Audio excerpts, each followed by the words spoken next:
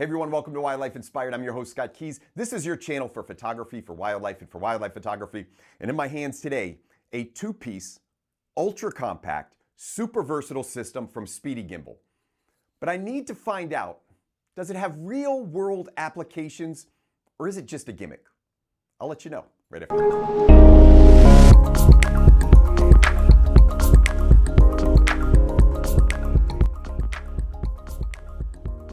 Now, it's hard to believe that in my hand, I'm actually holding a camera mounting system designed for wildlife photography. Before I get into the review and tell you the pros and cons of this one, I just want to let you know how I got my hands on this. This is the SpeediGimbal, and it's made in the UK. I got my hands on this when Colin reached out to me and said, hey, would you like to review this? Now, I'll be honest with you. I've seen this years and years ago, and I don't have any need for more gimbals or heads. I've accumulated so many over the years, so I never reached out. But when he reached out, I thought, you know what, I have been curious about this. In the back of my head, I had a lot of questions, and I wanted to see, were my questions or my thoughts valid? So I took it out. I have had my hands on this for a couple months now, taken it out a few times, but it didn't take me long to figure out the pros and cons for this one and give you an idea of what this really is about and the value that it does have. So before I get into this, I want to talk about just the design of this. It's a ball and socket. So you're going to see one piece over here that's a ball and one piece that's a socket. I'll mount these in a little bit because there are different ways to mount this, but I'm going to just show you the size of this. You could see it's very, very small and ultra light. By the way, at the end, I'm going to do pros and cons like I do in every video. One of the pros is going to be the weight. Now, I want to talk about mounting and heads and what this is and what it isn't. So first of all, the name SpeediGimbal implies that it's a gimbal. It's not a gimbal. A true gimbal would look much more like this, where you've got a swing arm, but it's really based around this fulcrum, this center of gravity, and your lens is going to mount on the side, and it's going to be fairly balanced up and down. Now, as opposed to something like a ball head, and in a ball head situation, the center of gravity is all the way on top, and what that leads to is weight that can easily flop up and down. So ball heads, tilt heads, and this SpeediGimbal are all top mounted systems where the weight of the lens is going to be on top of the balance point or the fulcrum. There are other side mounted gimbals, for example, will have a center of gravity relatively close to that fulcrum. So when you're going up and down, it stays relatively even. So there are side mounted systems and gimbals, and we can use all of these on tripods or monopods, but some systems work better on different applications. So for example, the SpeediGimbal is not a tripod setup. It's just not. It's a two-piece design. You're always going to have one mounted point onto a tripod or monopod. And again, tripod's not the best example of when to use this. And then the other part is going to sit on top, and then it's going to come on and off. So it's actually designed not to be permanently attached. All the other systems I showed you on the table here were all designed to be attached and left as is while you're using it and then taken off at the end of the session. So I'm going to clean off this desk a little bit in a minute. I'm going to show you how this is really designed to be used because as it's not designed for a tripod, it is designed to be used with monopods. So let me show you a typical monopod setup. Now again, we have a lot of different heads here and we could use any of them on here. So I could use a ball head or a gimbal. By the way, on a monopod, those aren't my favorite setups. I could use a light fluid head like this and I could mount my lens up there. It would be a top mounted system, so it wouldn't truly be balanced. Or I could use any version of side-mounted gimbals. Now the advantage on a gimbal is, again, the center of gravity is a little bit closer to the middle. And so when my lens is mounted sideways with that lens, and you do have to have a collar that rotates, but you can get it side-mounted. So these are all examples of different types of monopods, monopod heads that you can use. This is probably one of the more popular, and it's becoming more and more popular over the years. I've advocated for side-mounted gimbals for the last 10 years. This is the Wimberley MH10. It's a very, very popular system. I have a couple different systems, but this is one of the systems that's out there. And because it's really popular, I thought I'd show it to you. The lens is going to mount in the side. It's going to be very offset. So it's going to be way off to the side, and sometimes that's a little hard to get used to.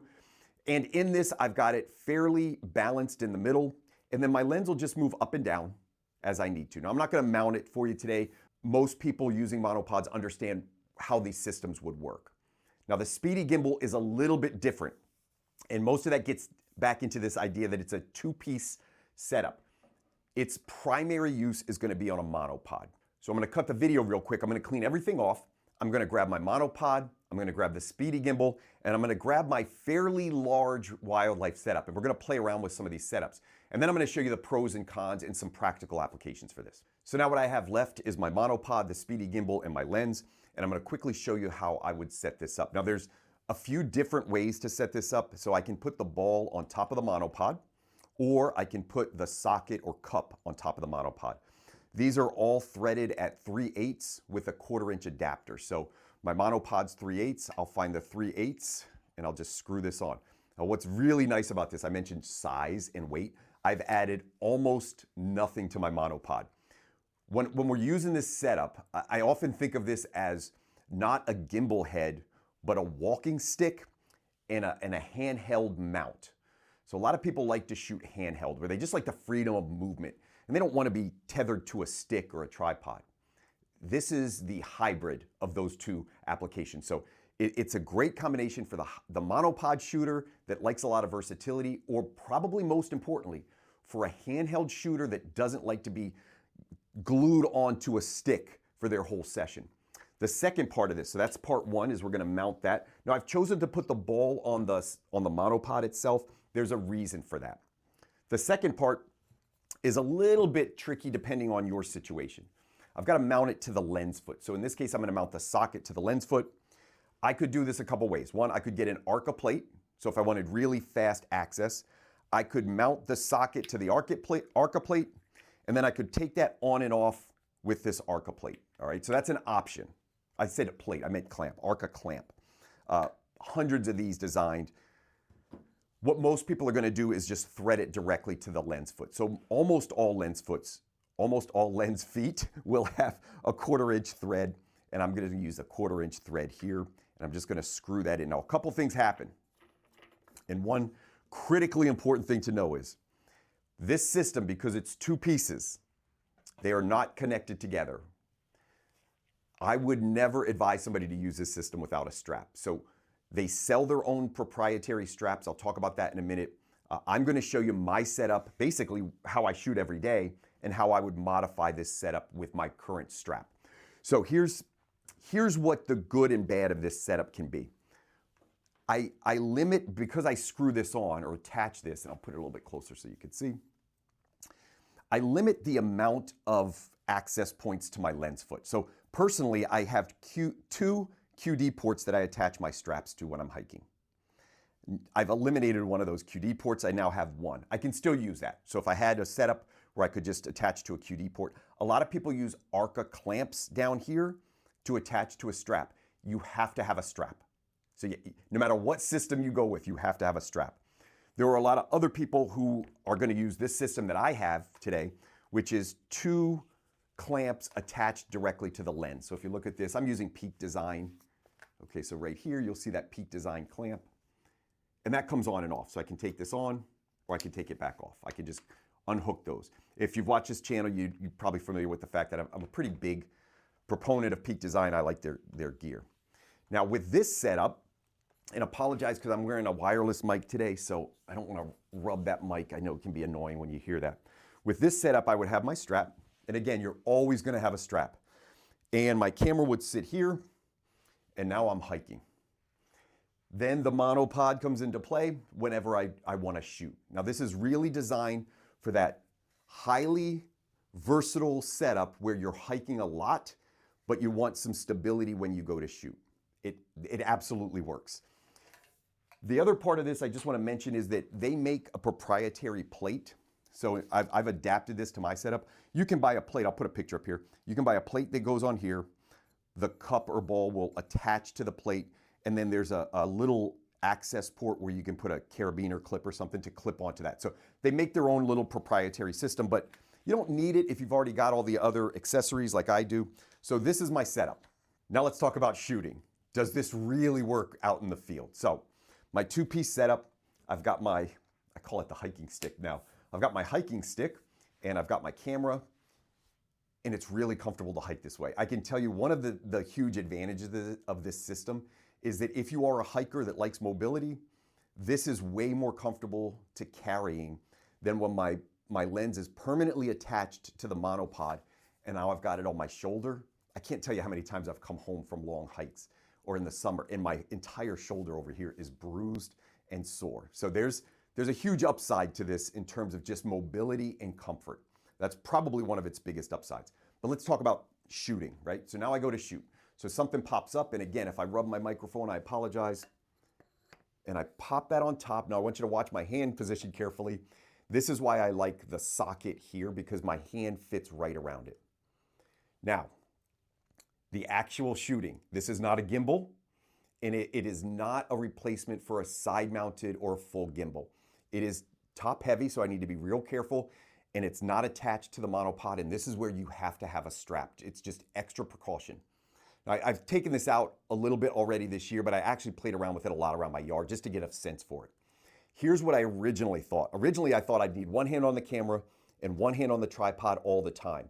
But as I used it, I realized a lot of situations I can just be here with one hand.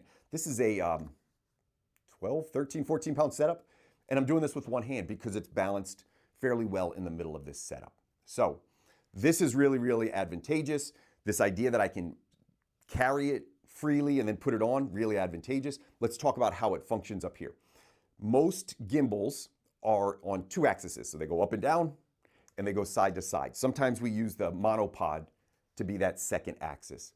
Well, this has all axes, so I can get into any position with this lens.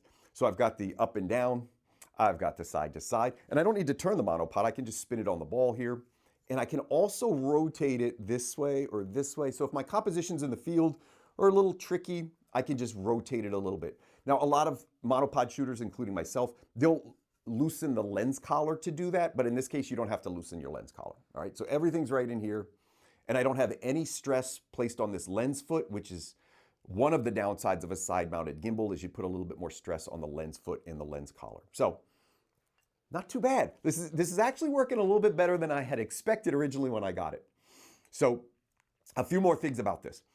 One of the things with flying or moving or fast action is sometimes we need to move the monopod really quickly, and if I'm attached, I got to take the whole monopod with me, and then I got to take it over here. If something goes up, the monopod can be a little bit more challenging. Not impossible, just more challenging.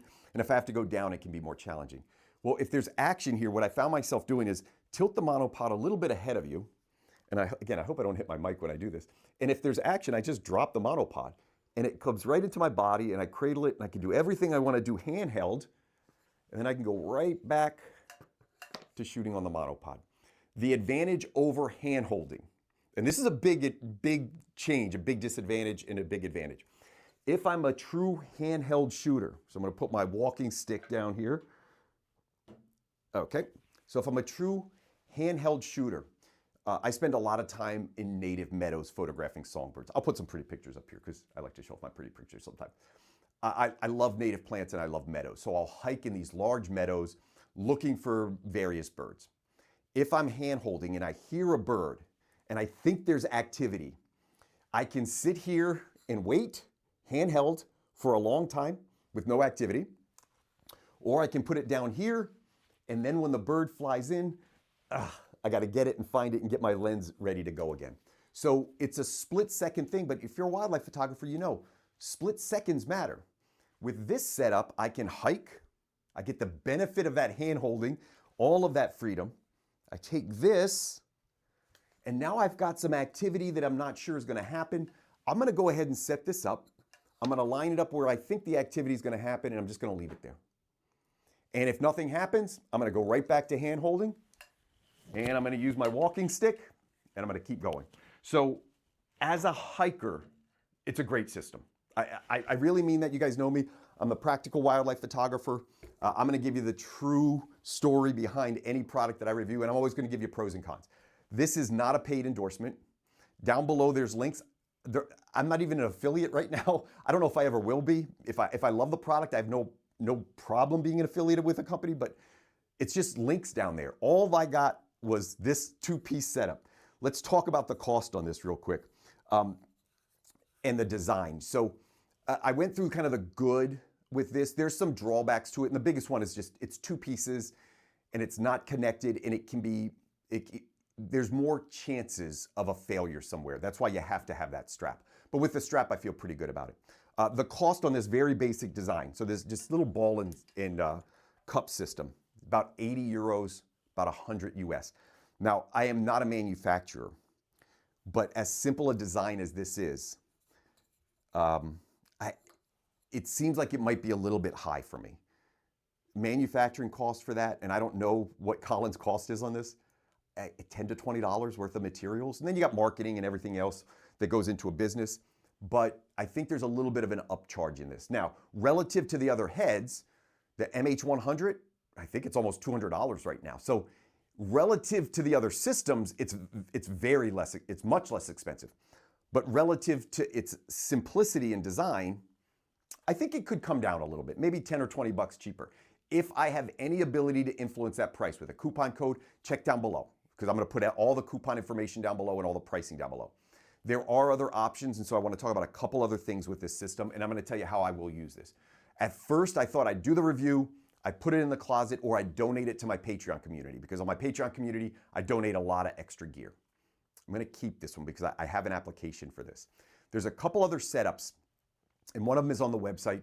It's around mobility chairs or somebody that might not have the same amount of freedom as somebody else would. So if you're in a chair for any reason, or you're using some kind of system where you're confined, you can actually use this system. You can place this on your lap, and whether you're motorized or not, you can move yourself, and you can have a little mount right onto the chair that you're sitting on. So you can move with this on your lap. When action happens, you just pop it on top, take your pictures, put it back down, travel, and repeat that process, rather than having something permanently mounted to where you're sitting. So that's one advantage. They make a window mount. So if you're in the car, and here's where I'm getting at, where I think I'm going to use this the most. If you're in the car, you can put this cup on here. You put your ball on a window mount that sits right on the lip of your window. And instead of taking your camera and trying to fiddle around with it on the window itself, this will rest on top of that and give you a kind of a ball and socket system, window mounted. And here's where I think I'm going to use this the most. When I travel, I do a lot of car photography, especially for songbirds. A lot of people might question like how that's done. I can tell you, you got to go over to my Patreon site. I take you behind the scenes on all that stuff. But if I'm traveling in my car, I often pull the car over, listen for subjects, especially when I'm scouting, and I'll go over to the edge of the woods and I'll start looking. And I've got this on a strap, so I've got this on my waist, and I'm looking and I'm trying to find things. Maybe I've got binoculars. And I can't quickly get this into place when that activity happens. So often that's what I do. Sometimes I'll take my monopod and I'll connect my camera to it and I'll keep it in the car. And the problem here is if action takes place out of my window, it's connected to my monopod behind me and I can't have access to my camera at all. This system allows me the perfect compromise.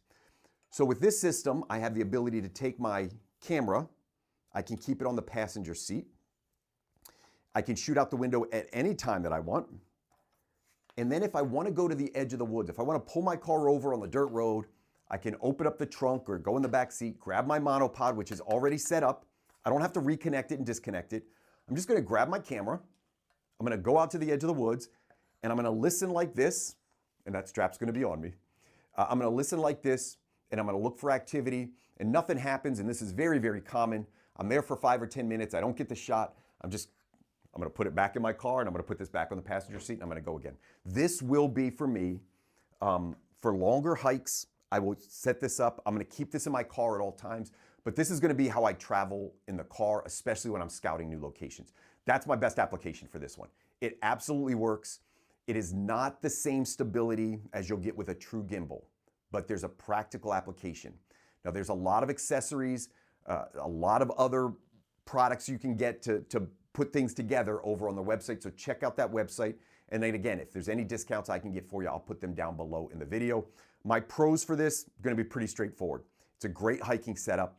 It's got extreme versatility, so it's quick to change from being a simulated monopod setup to a carrying or a handheld system.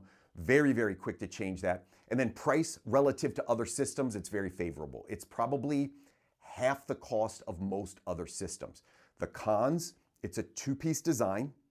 It's not as stable, so I showed you that little bit of wobble that you can get in there. But when you're actually shooting, it's pretty locked in. It's not a replacement for a gimbal. It has limited applications in terms of being only available on a monopod. Tripod applications, it can happen, it's just not very practical. And then price relative to the actual cost of it, I think, it's a very simple design. And I would like to see the cost maybe a little bit less. But it absolutely works, and again, relative to other things, the price is pretty favorable. So those are my pros and cons. Very, very simple. If you have any questions, ask me down below. Go and check out Colin's website. Again, manufactured in the UK. I gave you the pricing information on this one. Hope you enjoyed the review, and I certainly look forward to using this one out in the field. As always, thanks for tuning in today. Make sure you're subscribed to the channel, hit the bell for notifications, and the thumbs up will push this content out to other people. And I hope we can continue to find inspiration in wildlife together.